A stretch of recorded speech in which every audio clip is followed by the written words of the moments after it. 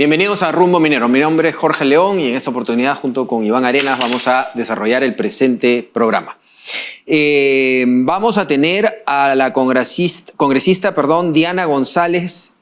Justamente ella es miembro del comité de la Comisión de Energía y Minas, donde se está tratando el tema del Reinfo, MAPE y todo lo que hemos escuchado esta semana terrible. Y nos vamos a comunicar hasta Arequipa con ella para que nos cuente qué es lo que está pasando, porque realmente estamos muy preocupados, el tema de las conversaciones con Guido Bellido. Ahí hay un tema que nos preocupa y tenemos un invitado más. Así es, tendremos a Rubén Arratia, es de Wood Mackenzie, para venirnos a contar de cómo ve las perspectivas de crecimiento en el mercado del oro, del cobre, qué es lo que se necesita para poder reducir la permisología y para finalmente desarrollar los proyectos que tanta falta hacen en este país, Jorge. Así es. Así que a continuación primero vamos a ver un informe preparado por el equipo de Rumbo Minero que viene a continuación. El proceso de formalización minera atraviesa un momento crítico. En la Comisión de Energía y Minas del Congreso, presidida por Víctor Cutipa, el análisis y debate de la ley MAPE poco nada ha avanzado, pese a que esta iniciativa debe establecer verdaderos controles ambientales, laborales y sociales para el sector.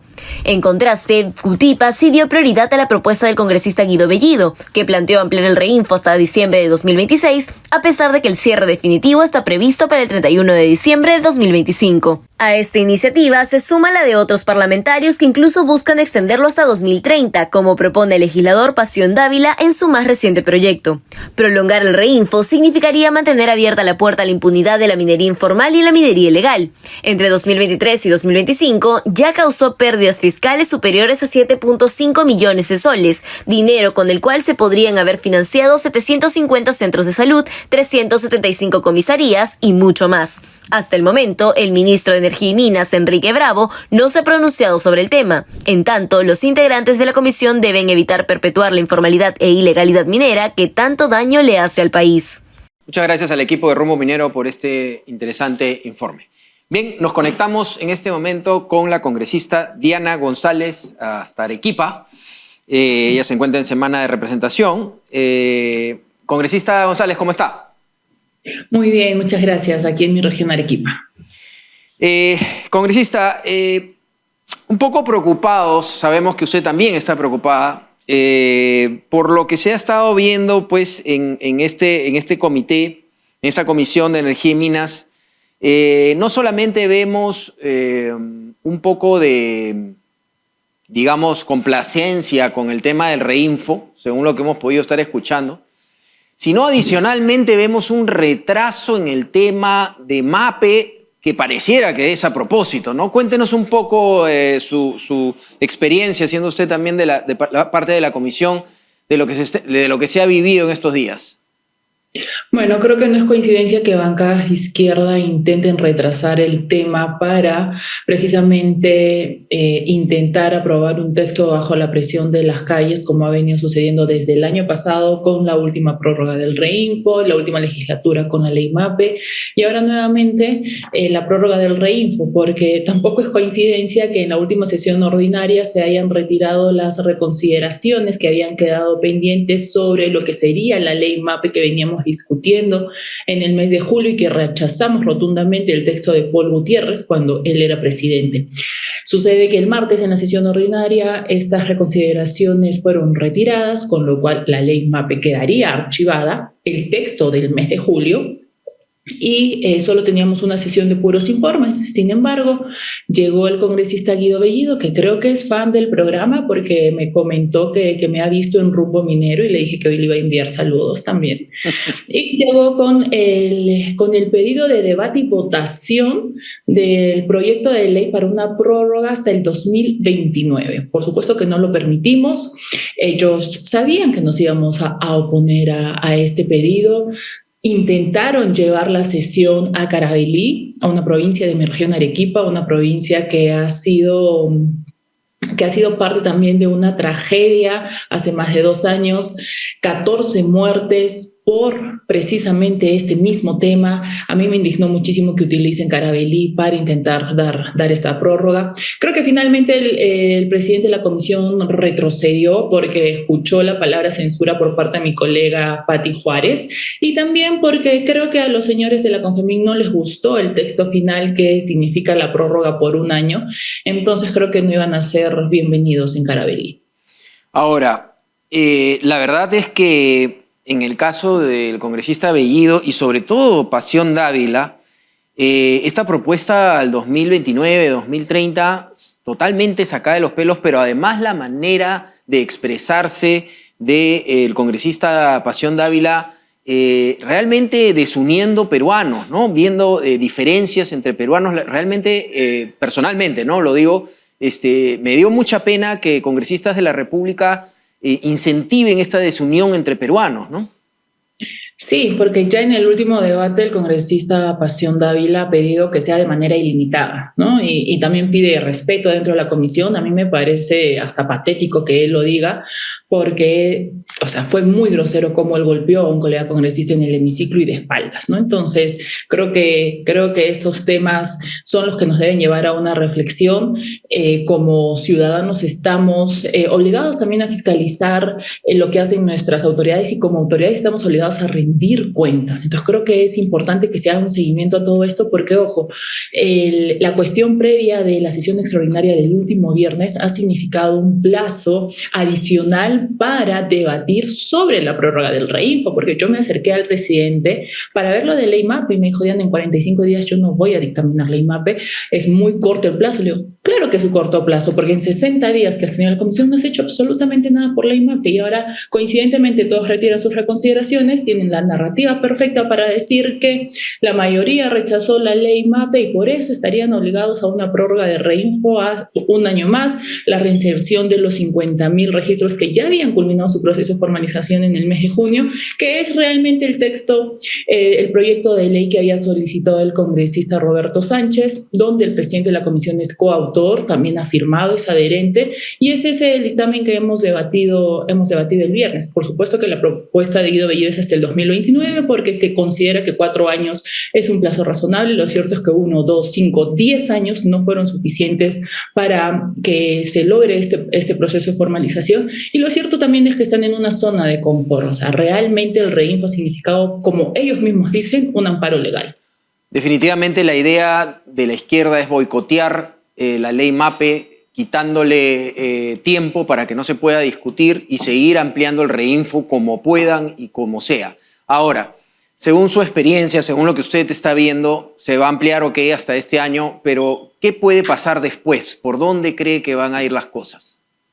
Yo creo que el Ejecutivo también tiene que sentar una posición sobre esto. No puede estar mitad o intentando agradar a todos, porque eso no funciona así. Por más que ellos digan que efectivamente la ley MAPE está en el Congreso, tanto la ley MAPE como la prórroga la prórroga de Reinfo van a llegar al Ejecutivo. Las autógrafas de ley van a llegar al Ejecutivo y ellos tendrán que observar o promulgar. Entonces tienen que tener una posición firme y clara contra la minería ilegal. Yo esperaría un pronunciamiento por parte del ministro de Energía y Minas. He escuchado al premier. Creo que el gabinete se está instalando, pero hay temas con los que no se pueden ser tibios. Es sí o no, y no se pueden aceptar matices.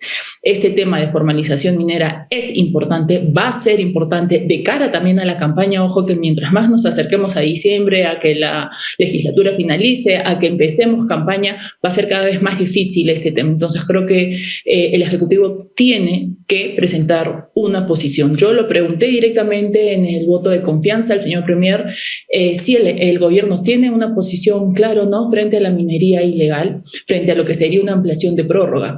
Ojo que con el premier Arana, con el ministro Montero, se frenó la reinserción de estos 50.000 registros que ya habían finalizado su proceso. Lamento que no exista una posición por el momento firme de parte del Ejecutivo, que a diferencia del Ejecutivo de Dina Boluarte, José Gerí sí tiene una bancada en el Congreso y una bancada que está hablando a través de sus votos para la prórroga del Reinfo. Muy bien, para terminar, podría ser que vemos todos los días al presidente Gerí recibiendo a gremios, a todo tipo de gremios e instituciones. ¿podría darse el caso que el presidente Gerí, ya que es un hombre por lo visto tan dialogante, pueda presentarse o conversar con la comisión para de una vez tratar el tema directamente como usted lo está pidiendo, que fije una posición? Sí, yo esperaría sinceramente que se fije esta posición.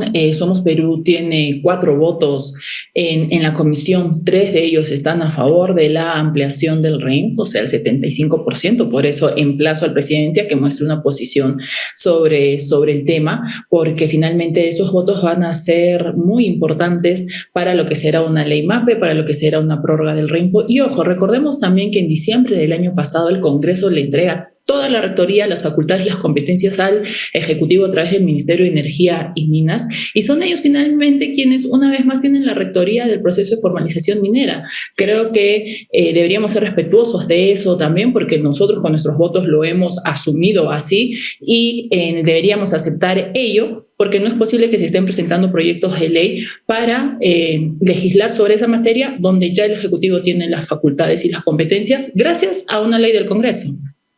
Excelente. Bien, congresista Diana González, muchísimas gracias por atendernos desde Arequipa.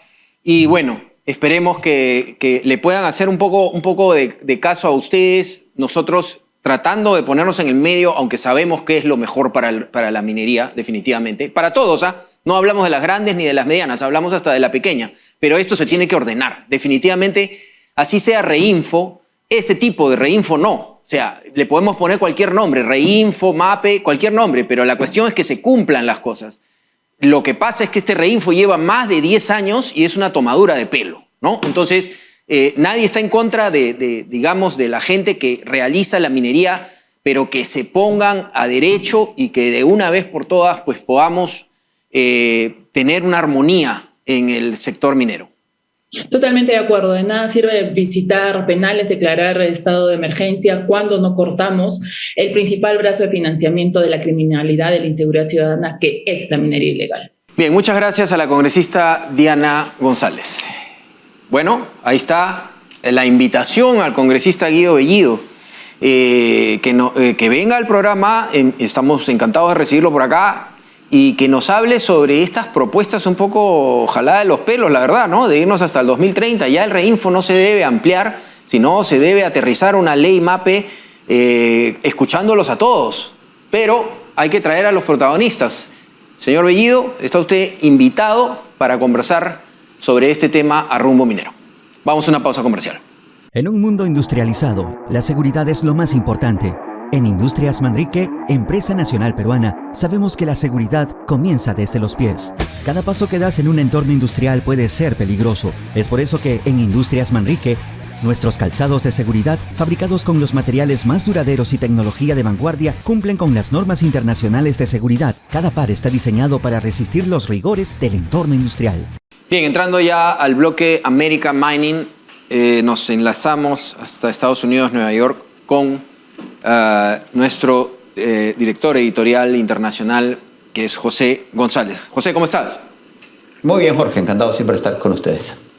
José, cuéntanos un poco sobre estos temas. La administración Trump ha anunciado en el marco de la cumbre ASEAN en Kuala Lumpur y luego de una quinta rueda de negociaciones que ha llegado a un acuerdo en principio con China para evitar se reescale el enfrentamiento comercial entre ambos países. ¿En qué consisten los acuerdos y cómo afectan a la actividad minera en China? Es así, Jorge, ha sido una noticia muy esperada en función del viaje del presidente de los Estados Unidos a Asia para la reunión de ASEAN en Kuala Lumpur y de APEC en Corea. Es un año desde que el presidente Biden estuviera en Lima y la elección del presidente Trump, y el anuncio principal ha sido la reunión previa que sostuvieran el secretario del Tesoro de los Estados Unidos con sus contrapartes chinas, anunciando que los Estados Unidos detendrían los aranceles más elevados a China y que los controles de las exportaciones de tierras raras chinas se aliviarían de parte del gigante asiático. Las conversaciones, como señalabas, como te subrayaba, fueron en Kuala Lumpur, en función de ASEAN, y eso va a detener los aranceles niveles del 100% que había amenazado el presidente Trump el 1 de noviembre. Por otro lado, se espera que China retrase un año los embargos a tierras raras y sus exportaciones, lo mismo que los magnetos permanentes a los Estados Unidos. Becenta afirmó que la tregua arancelaria con China extendería el plazo que se había establecido de 90 días del 10 de noviembre y que China reactivaría sus compras de soya a los Estados Unidos, que había suspendido para favorecer las compras en Argentina y Brasil.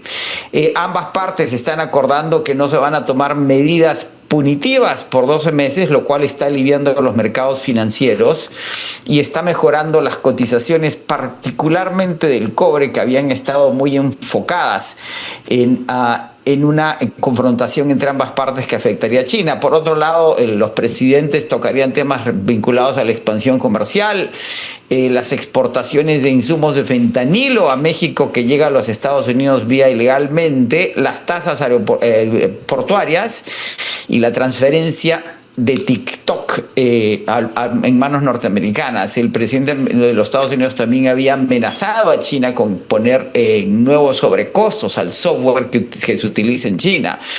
Veremos cómo evoluciona el tema.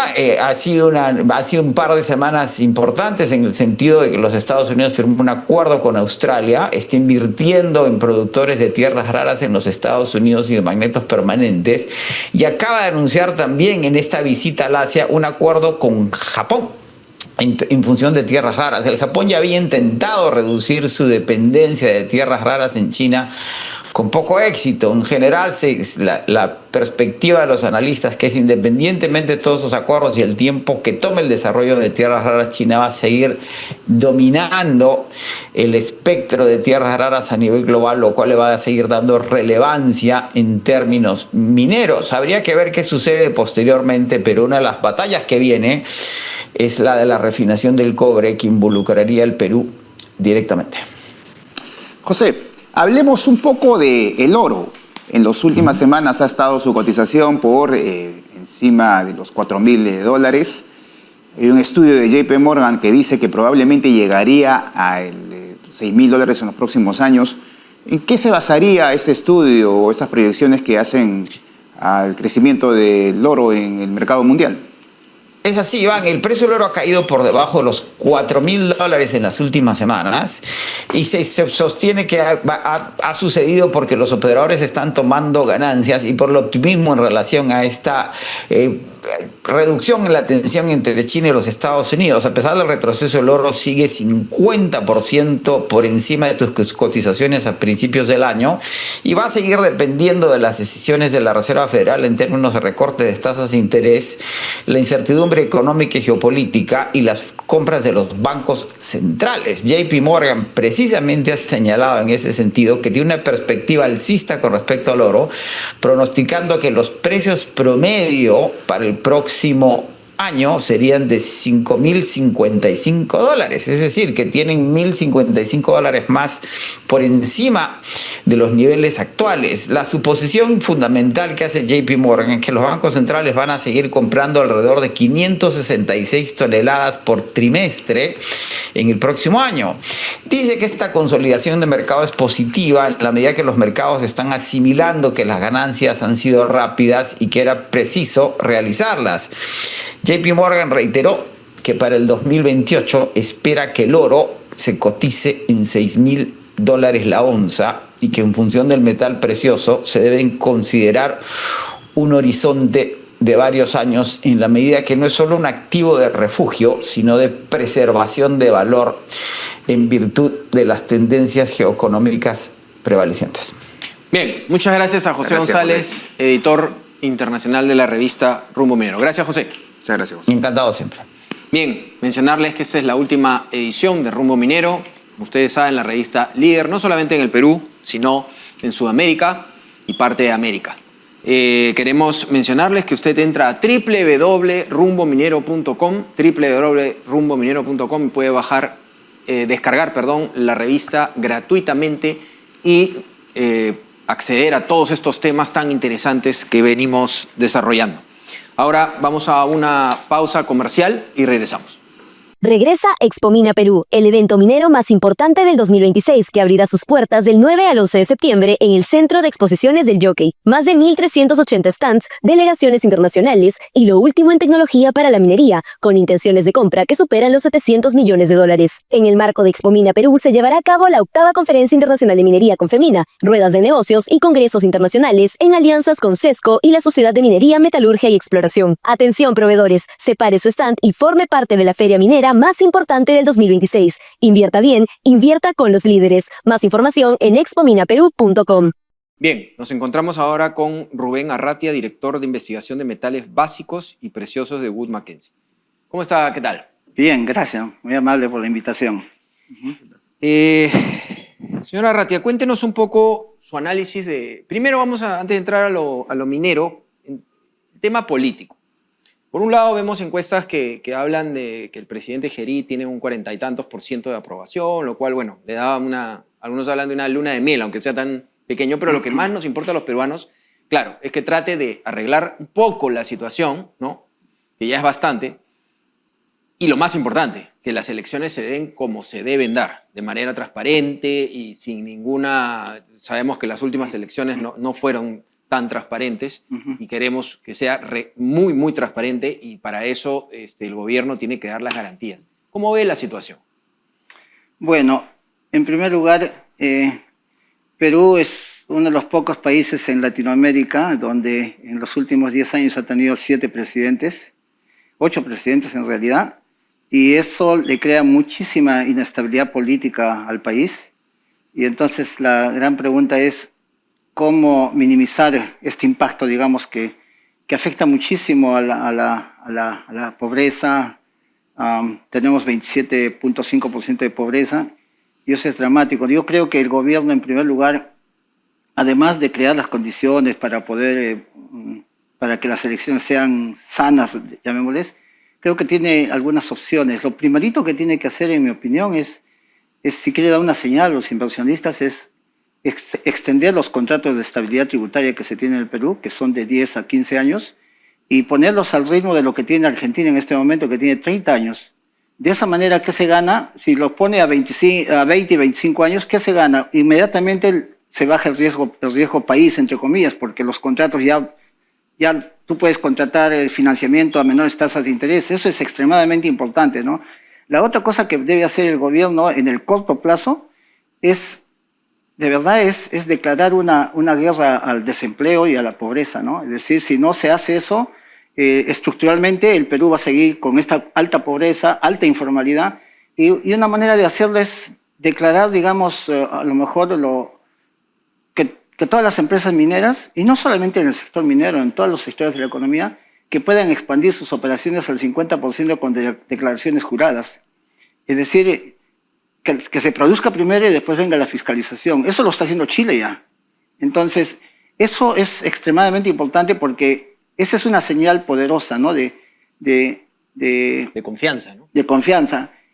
El otro gran desafío que tiene en el corto plazo y que camina hacia el largo plazo también es comunicar lo que está haciendo, ¿no? Es decir, el gobierno tiene que salir y decir claramente qué es lo que está haciendo, ¿no? Es decir, si no comunica... El gran problema de los presidentes en el último tiempo es de que siempre hacen cosas, salen los proyectos, comunicar, y digamos, en este momento, por ejemplo, Tía María va a salir para el 2028 o a fines del 2027, debería comunicarse que se va a apoyar al sector minero, que se va a seguir creando empleo para la gente joven, para la gente pobre, ¿no? De acuerdo. Señora Arratia, ¿cuál es el problema común que existe, digamos, entre Perú, Chile, Ecuador con respecto a la minería? Además, entendiendo que en los próximos meses habrán elecciones en Chile, habrán elecciones en el Perú. ¿Y de qué manera pueden impactar en la minería todo eso? Es una muy buena pregunta. Uno de los grandes problemas que tiene, yo diría, el mundo en general, en primer lugar, desde 1900, cuando se crea por primera vez la Agencia de Protección Ambiental, el EPA, que le llaman en inglés, en 1970, el mundo ha caminado se ha ido de un extremo al otro. Es decir, han venido los partidos verdes en Europa, todo el mundo está conectado y se han creado una montaña de permisos en todo el mundo. Digo en todo el mundo por eso que el señor Trump decide reestructurar y el señor Milei decide crear un ministerio de reestructuración, digamos, de todos los permisos, Y el Perú está sentado y Chile está sentado en una montaña de permisos. Chile para sacar un proyecto minero está más de 600 permisos, Perú tiene 400 permisos. Y eso es gravísimo. ¿Por qué? Porque si bien es cierto los países desarrollados tienen capacidades de resiliencia económica fuerte, que duda cabe, en Europa la informalidad es 5%, en el Perú tenemos una informalidad africana de 71%, en África la informalidad llega entre 60 al 80%. Entonces acá el gran problema es, yo diría que se tiene que desmantelar fuertemente los permisos para poder crear empleo masivo, ¿no? Porque atraer inversión y crear empleo masivo. Se tiene que hacer eso porque de otra manera yo no veo cómo pueda combatirse al desempleo, la informalidad. La informalidad va a seguir creciendo si no reducimos la pobreza, pero para reducir la pobreza es inversión, empleo, ¿no? Ahora, estamos cerca a una pobreza del 28%, que es muy triste, pero por otro lado tenemos, nuevamente lo mencionamos, ¿no? Gobernadores regionales que devuelven dinero. Al parecer se ha mejorado un poco, pero no lo suficiente. ¿Cómo se puede devolver dinero del canon y diversos ingresos en lugares tan pobres? Tal vez esa es otra de las cosas, como mencionaba, de que acá en el Perú se hacen muchas cosas buenas y no se comunica.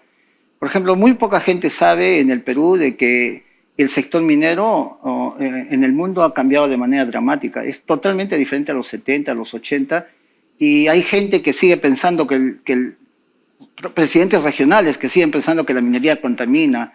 Es decir, eso era en el pasado. Esto es como un vehículo nuevo, un Toyota, lo que sea. Sale un vehículo con altísima tecnología. El sector minero es exactamente igual. Utiliza altísima tecnología de ciencia ficción y además el sector minero formal. ¿Sí? Ahora, por otro lado, el sector minero tiene la posibilidad, digamos, solamente en el Perú se da esto, de que el 50% de las regalías se quedan, digamos, como canon minero en las regiones. Eso en ningún país del mundo existe. En otras palabras, hay un matrimonio, digamos, para todo propósito práctico, las regiones son casi dueñas de los yacimientos, ¿no? Lo que produce Cerro Verde, lo que produce Antamina, que es la joya de la corona en Perú, realmente se queda el 50% en la región. El gran problema es la capacidad administrativa que tienen los gobiernos regionales, ¿no? Si los gobiernos regionales no saben administrar, entonces ahí estamos en problemas serios.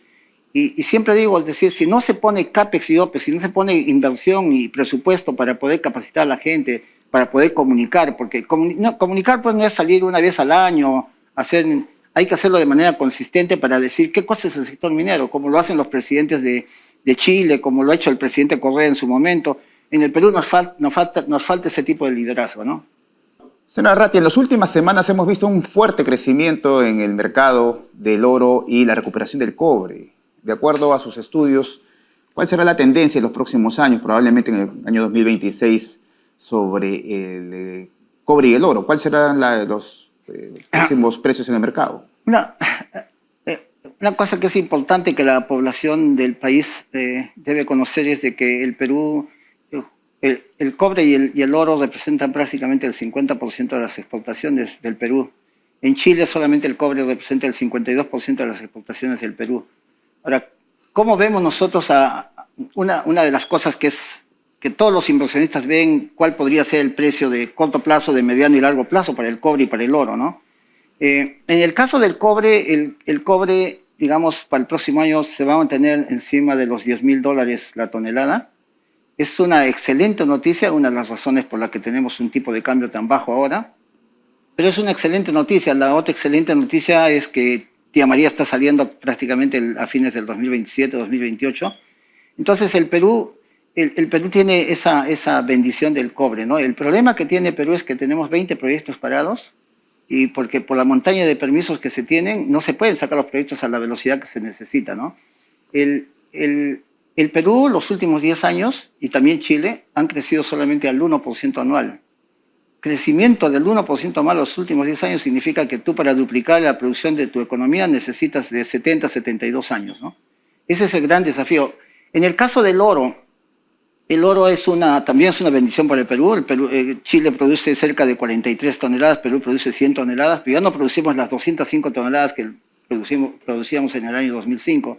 Y uno de los grandes problemas que tenemos es el Decreto Supremo 042 de exploraciones, ¿no? que limita sustancialmente las exploraciones. El Perú es un país que tranquilamente puede producir muchísimo más oro.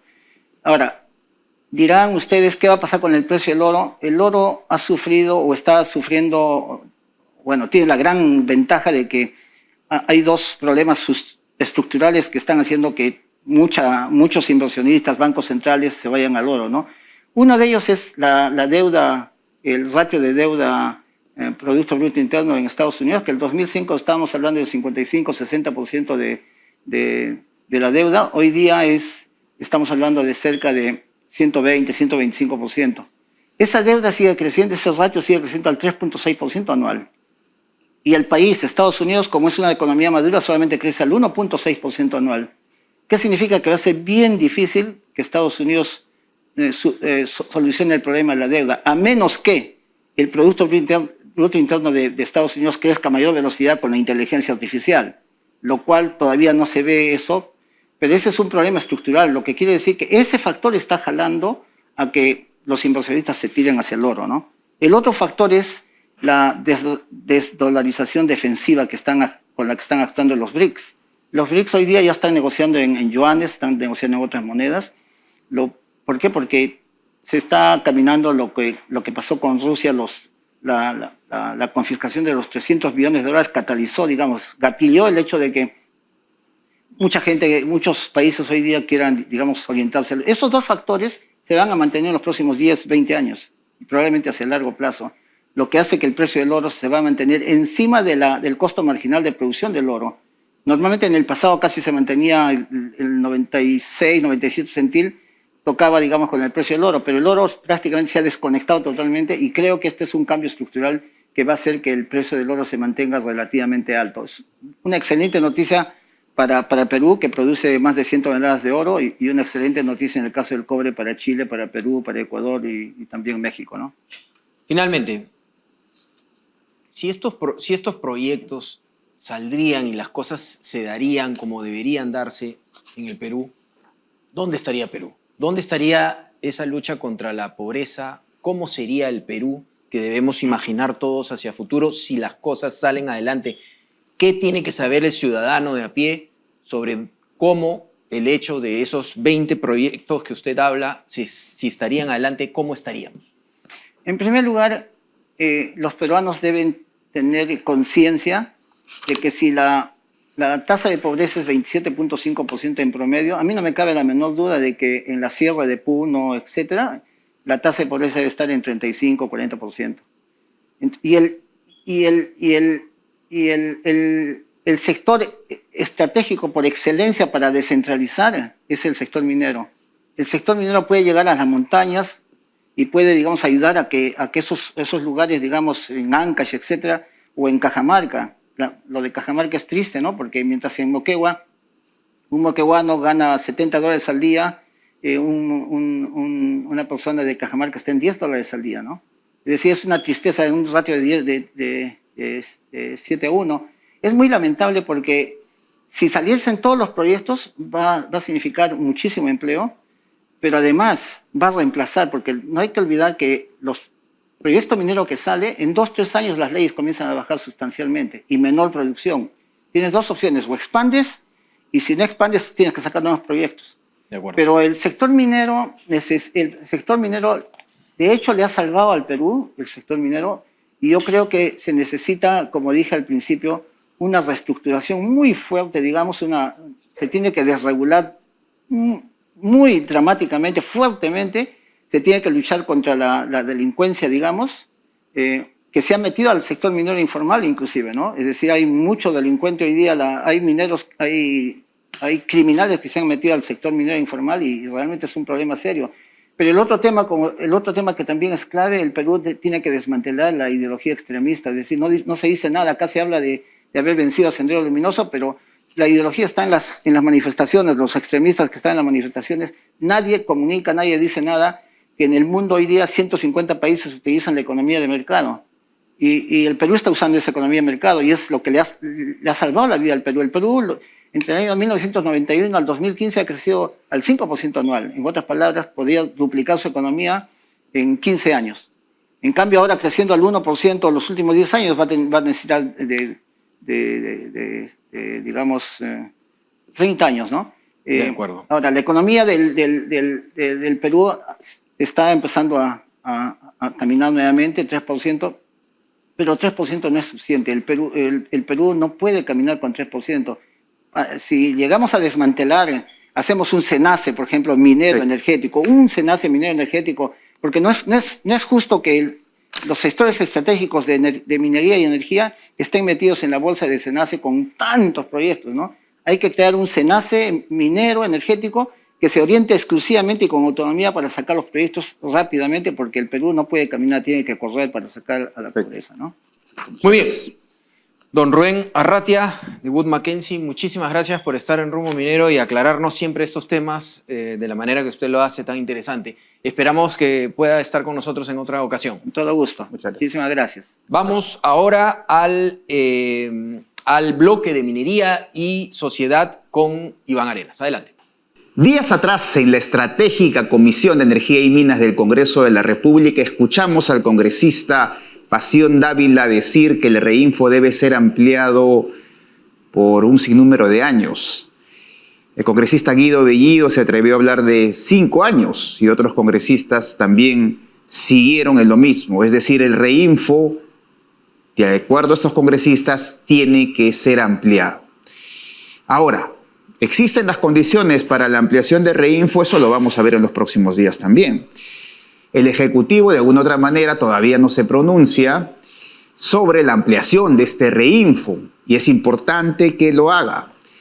En la Comisión de Energía y Minas se ha constituido una comisión técnica para analizar si es prudente o no esta nueva ampliación del REINFO. Acuérdense ustedes que existen alrededor de 31.560 REINFOs vigentes que deberían pasar al proceso de formalización. Ya el dirigente de Confemín dijo que ellos, pase lo que pase, tampoco confían mucho en los acuerdos de explotación, una de las características fundamentales para que el REINFO pueda existir, para que un minero pase de la informalidad a la formalidad. ¿En qué quedamos entonces? Ampliación del REINFO, una ley MAPE.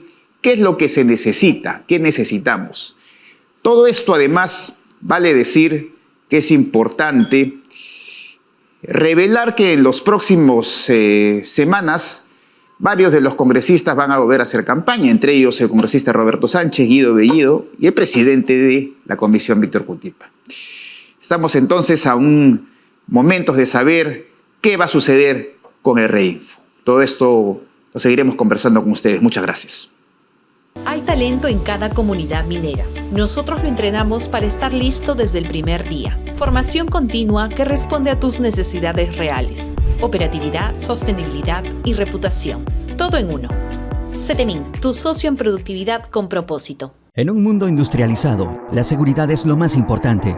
En Industrias Manrique, empresa nacional peruana, sabemos que la seguridad comienza desde los pies.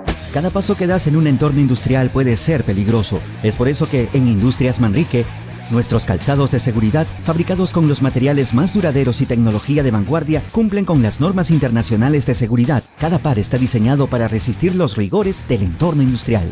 Bien, en el bloque de proveedores nos encontramos ahora con Juan Bautista Delgado, el gerente comercial de Fastpack, y vamos a conversar un poco sobre esta interesante empresa. Juan, ¿cómo estás? ¿Qué tal, Jorge? ¿Podrías contarnos un poco de las áreas del sector minero donde se especializa la empresa y cuáles son los principales productos y servicios? Sí, claro que sí. Mira, Fastpack es una empresa que ya tiene más de 33 años en el mercado, ¿no? Somos una empresa que abarcamos 4 unidades de negocio, pero lo principal de nosotros es que transportamos, manejamos y controlamos fluidos. Cualquier tipo de fluido, ya sea en industria minera, en industria oil and gas, en todo tipo de industria, ¿no? No solamente somos una empresa que maneja la venta de tuberías, fittings, flanges o anillos disipadores y todo lo más. Tenemos distintas unidades de negocio, ¿no? Entre ellas está el Fire Protection y el Asset Integrity, para todo lo que es integridad de tuberías, ¿no? Pero somos una de las empresas o la empresa más grande de fabricación de spools que hay en la región. Y eso nos enorgullece mucho. Juan, coméntanos un poco cómo es que FASPAC desarrolla la relación y el acompañamiento del día a día con los clientes que ustedes tienen. Sí, claro. Mira, para nosotros es un orgullo el poder estar junto con el cliente y desarrollar sus proyectos, ¿no? Porque equipo, confianza e innovación no solamente son 3 palabras, sino es el sentir de nuestra empresa, ¿no? Y para poder lograr que nuestros clientes puedan desarrollar sus proyectos en las distintas áreas, ¿no? Y el acompañamiento que nosotros les damos es integral, o sea, desde el desarrollo de una ingeniería hasta las fabricaciones y las puestas en marcha de sus proyectos. Ahora, ¿qué planes a futuro tienen para reforzar esa presencia en el mercado peruano? Gracias que preguntes eso, Jorge. Mira, FASPAC, o sea, para nosotros es un placer anunciar que por fin tenemos nuestra planta en Perú, ¿no? Nuestra planta de fabricación de spools, con lo cual ya nuestra empresa se pone, como dijimos, una de las líderes de la región. Tenemos la capacidad de fabricar más o menos 70.000 pulgadas diametrales mes, que es una cantidad muy importante, en spools, ya sea de acero al carbono, inoxidable o aceros aliados, ¿no? Y también, según lo requiera nuestro cliente, con distintos tipos de recubrimientos, ¿no? Recubrimientos de pintura, cualquier especificación, caucho cerámico, poliuretano, incluso HDP. En este momento estamos entregando unos spools en el sur del Perú de acero al carbono con pulgadas hasta 40 pulgadas de diámetro, ¿no? Con revestimiento en HDP. Otro proyecto importante que tenemos es la fabricación de spools de acero inoxidable, más o menos unas 100.000 pulgadas diametrales para un proyecto aquí en el Perú, lo cual nos hace líderes en la región, ¿no? De acuerdo. Bien, Juan Bautista Delgado, gerente comercial de FASPAC. Muchas gracias, Juan, por estar con nosotros. Muchas gracias. De nada. Vamos a una pausa comercial y regresamos. Entérate de todo sobre el sector minero, entrevistas, informes y mucho más en Rumbo Minero. Visítanos en rumbominero.com y escanea el QR para seguirnos en nuestras redes sociales. En la segunda entrevista de Bloque de Proveedores queremos darle la bienvenida a Guillermo Ceballos. Él es director de expansión en Perú y Colombia de Internexa. Guillermo, ¿cómo estás? ¿Cuántos años ustedes vienen operando en el sector y cuál es el enfoque principal de la empresa en productos y servicios? Buenas tardes. Sí, muchas gracias. Bueno, Internexa en Perú opera desde hace casi 2 décadas. En Colombia contamos con más de 25 años de presencia. Es una empresa de ISA y hoy hacemos parte del grupo empresarial de Ecopetrol. Nos hemos consolidado como un proveedor de servicios, ¿cierto? En tecnología, infraestructura y conectividad. Y con operación efectivamente en Colombia y Perú, como les decía, y presencia comercial en Estados Unidos. Buscamos la eficiencia y productividad y continuidad del negocio de nuestros clientes en el sector efectivamente gobierno, minas, energía, telcos, pero sobre todo todas esas operaciones críticas del sector minero energético. Estamos enfocados en tecnología de misión crítica y hemos mejorado la robustez de nuestras redes precisamente en temas de ciberseguridad y conectividad. Internexa ofrecemos un sistema robusto y para eso estamos haciendo soluciones como tal de alta disponibilidad que sean escalables y seguras. Nada más este año hicimos el despliegue de nuestro tercer anillo de la zona nororiental del Perú, que refuerza todo el corredor minero norte que tenemos, específicamente en Cajamarca. Incluso hace poco hicimos el lanzamiento de nuestro nodo. Para eso hicimos un despliegue de 629 kilómetros con una inversión aproximada de $1.3 millones y ampliamos nuestra cobertura y nuestra redundancia. De acuerdo. Con este proyecto ya cerramos en el 2025 3 anillos, norte, centro y sur, y con esto terminamos de habilitar 100 nodos con capacidades, y podríamos llegar con capacidades de 100 gigas y hasta 800 gigas en los nodos que tenemos, con presencia en 39 ciudades, 24 regiones, y también complementamos con salidas submarinas que son siempre importantes para el tema de conectividad. Ahora, cuéntenos, ¿cómo se diferencian las soluciones frente a la de otros proveedores del mercado? Efectivamente, nosotros diseñamos las soluciones con proyectos de alto impacto para nuestros clientes, combinando conectividad, nubes, ciberseguridad, servicios gestionados. Lo que nos distingue no es solamente nuestra tecnología, sino cómo la entregamos, con la transparencia, con ética y un firme compromiso de la sostenibilidad misma, con relaciones de confianza. Porque en un mundo que exige agilidad y responsabilidad, no basta con tener tecnología, hay que integrarla con visión, estrategia y propósito. Y eso es lo que hacemos en Internet. Guillermo, ¿y de qué manera sus productos y servicios contribuyen a optimizar los procesos en la minería nacional? Eso es una pregunta muy interesante y me encanta que la tengamos porque efectivamente estamos aportando, optimizando la minería 4.0 en dos frentes estratégicos claves para la minería, que es la conectividad robusta primero y la ciberseguridad avanzada. En cuanto a la conectividad robusta, como les decía, todo ese despliegue de fibra óptica que tenemos en su mayoría está sobre líneas de alta tensión y nuestros nodos dentro de las mismas subestaciones eléctricas. Y con esto que complementamos con altos niveles de anchos de banda que podemos entregar en esta zona. Tenemos actualmente 3 corredores mineros enfocados en el Perú, la zona de Chala, 53 kilómetros que hemos desplegado para poder integrar 12 unidades mineras identificadas allá. El cruce de Chaparra, que son más de 90 kilómetros que estamos desplegando efectivamente en esa zona, ¿cierto? Y el anillo nororiente, que como les decía, nos complementa el tema de Cajamarca con ese despliegue de los 629 kilómetros, que nos permite tener alta velocidad, confiabilidad y personalización para esas unidades mineras. Pero no menos importante es el tema de ciberseguridad, que ya lo tenemos muy bien, sabemos que es necesario para nuestros clientes mineros. Y en el contexto, y que nos da, por ejemplo, un estudio que hizo el Mining Metals Information Sharing y Analysis Center, los ciberataques del sector minero nada más dentro del 2023 y 2024 ya se triplicaron. Y en Latinoamérica hay hasta 1.600 intentos de ciberseguridad por segundo. Por eso hicimos el lanzamiento de nuestro SOC. Y el SOC es un producto nuevo que tenemos con una inversión de casi $3 millones, donde nos dedicamos a entregar ese tipo de servicios a las unidades mineras con la ayuda de inteligencia artificial, machine learning, análisis inteligente en tiempo real, una operación de 24/7 y especialistas dedicados a soporte avanzado. De acuerdo. Muchas gracias, Guillermo. Era Guillermo Ceballos, director de expansión de la empresa Internexa. Muchas gracias, Jorge. Sí, bueno, llegando ya al final del programa podemos comentar. El tema, Iván, de la congresista Diana González, sí. A mí me parece que la congresista está tratando de manejar un poco las cosas con respecto a lo que congresistas de izquierda están tratando de hacer. No es que no nos demos cuenta. Obviamente están dilatando el tema de la ley MAPE, no la ponen sobre la mesa y después dicen, bueno, en 40 días no puedo definir la ley MAPE, entonces vámonos al reinfo.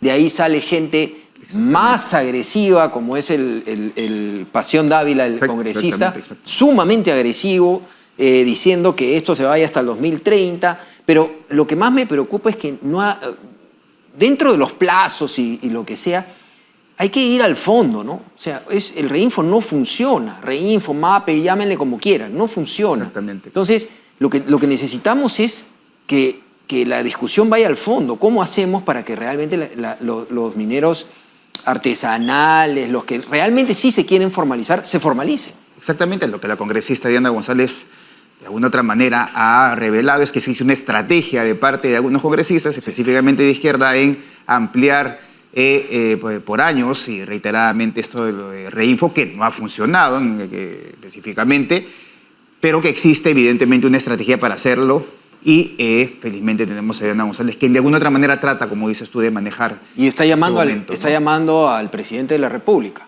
Exactamente. Al presidente Gerí a que ponga, no solamente es un tema del premier de hablar y decir estamos en contra, no. Hay que ir a los hechos. Sí, exactamente. ¿Qué se va a hacer? Yo creo que el presidente Gerí debería convocar a una conversación con este comité, con este... Así es.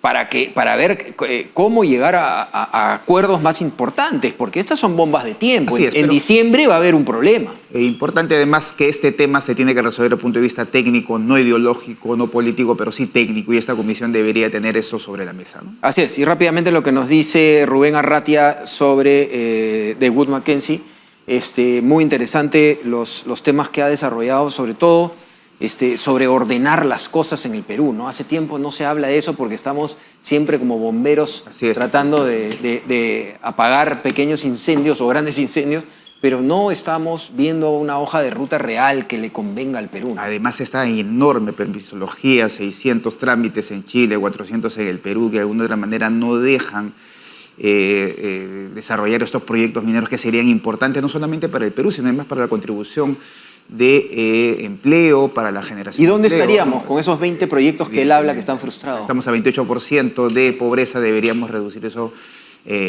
bastante menos. Y ahora es importante también decir lo que ha dicho Rubén con respecto a que un trabajador en promedio en Cajamarca gana $7 y en Moquegua gana $20. Eso es un dato absolutamente real de cómo de beneficiosa es la minería nacional y sobre todo en la región. Y Cajamarca además rodeado de proyectos que no salen adelante. Exactamente. O sea, oportunidades perdidas. Así es. Bueno, bien, muchas gracias a todos por estar con nosotros. Como siempre, la minería es apasionante y a nombre de Rumbo Minero les agradecemos. Mi nombre es Jorge León y junto con Iván Arenas hemos desarrollado este programa. Los esperamos el próximo fin de semana por esta misma señal.